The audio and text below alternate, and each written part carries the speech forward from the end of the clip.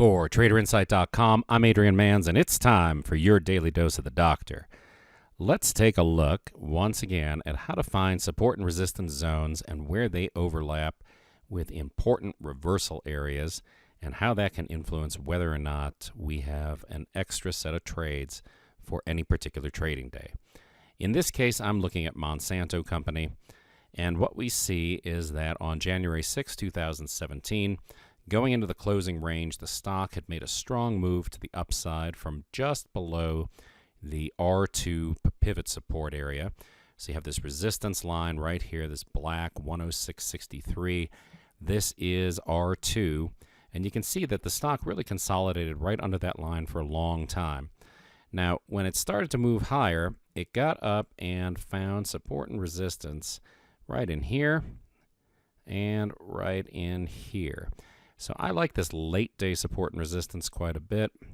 These two areas right here, 107.54 down to 107.40, represent what I think is the strongest support and resistance, since this happened during the period of the day that we saw also heavy volume occur going into the closing range.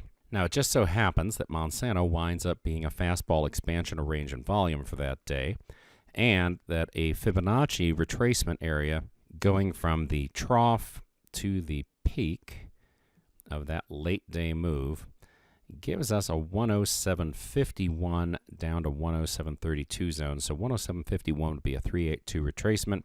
107.32 would be a 50% retracement. And the following session, we saw the stock come back down into that support and resistance area.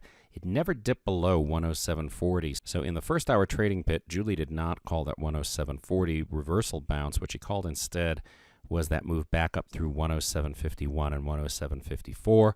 That represented support and resistance from the previous day's close. That area had already been tested first thing in the morning right here on the 9th of January 2017. It actually did come up and inflect right at that $108.12 high from the prior session's close. And then, of course, it made a 382 expansion as it moved on through the day. So there were additional trades here that we could have looked at. But for this video, the important thing to consider is the overlap, the confluence between support and resistance and those Fibonacci trading zones. So if you have any questions, shoot me an email, adrian@traderinsight.com. I hope you had a great trading day today and an even better one on deck for tomorrow. The best trader education anywhere, only from traderinsight.com.